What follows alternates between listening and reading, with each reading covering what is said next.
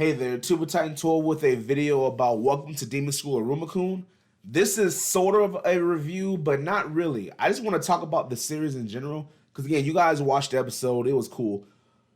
I like that this particular arc of the series, the Harvest Festival, is what it's about. It is world building. One of the biggest issues with a lot of anime that I've seen, long run anime that I've seen, is they don't do a good job of building up other characters. Dragon Ball Z back in the day, horrible to where now, I still love Dragon Ball Z, but it's all about Vegeta and Goku and everybody else is kind of fodder. They're trying to get, I guess, Gohan back, but anyway, My Hero Academia, I really like it. I do enjoy it, but they kind of dropped the ball a little bit on some of the world building with that one. Aruma, they're trying, you can see that they are really, really pushing to try to build up these other characters.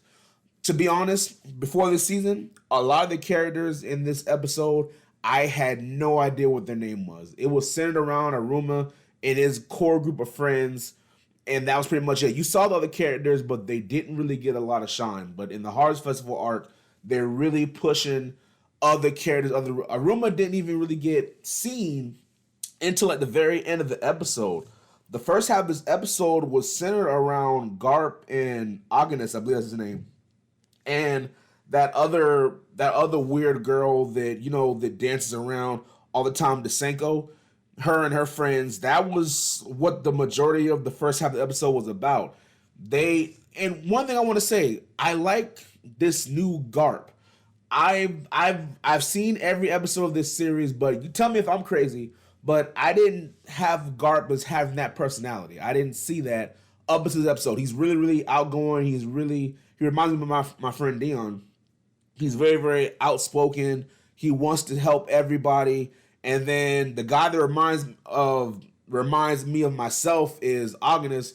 He's sleeping. He likes to be by himself and just kind of sleep and relax.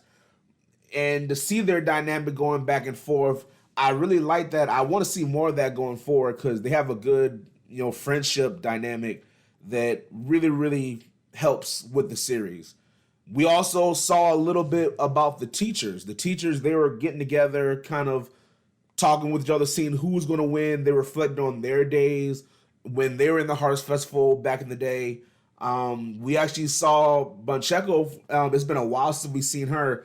She was standing up for Aruma and Lead to let them know that, hey, they are going to be cool. They're going to do great things. Mainly for Aruma because Lead kind of didn't really rock with her anymore. But we saw a little bit of everybody. We saw Lady Karoli and Kumoi, I think that's how you say his name. They got 14,200 points. Clara and Elizabetta got 9,400. Garp and Agnes 8,200. Jazz Alcar 12,800, I think. Leading Aruma, they don't got any points. It's kind of sad, but they're very, very comfortable. A lot of the teachers were saying, oh, they might not make it. But I think that comfort is going to help them in the long run. I'm not sure how many points does Asmodeus and Saburo. I don't know how many points they have, but it's probably up there because they're not sleeping. They're just going out and fighting.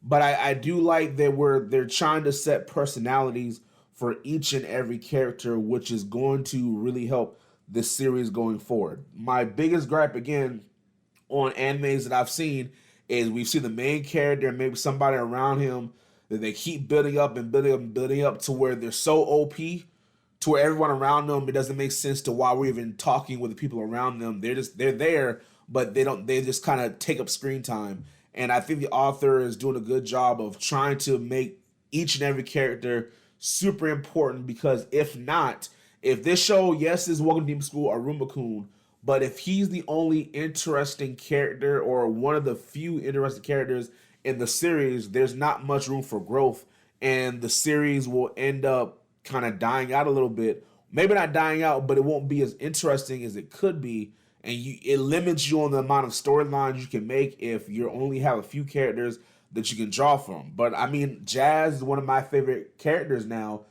and it's solely based on this particular arc, a little bit in last season, but mainly for this season, I really like Jazz's character. He's starting to stand out to me. Garp, he might low-key be one of my favorite characters coming forward, but it wouldn't happen if they didn't really try to push world building. So, guys, I hope you enjoyed this episode. I truly did. I love when things really get fleshed out. Now, speaking of fleshed out, Agnes, his bloodline ability, I think it's Bed or my, I think it's called Bed, to where he can pretty much make the earth around him as his bed, to where he was able to build like an entire mansion pretty much. It was crazy.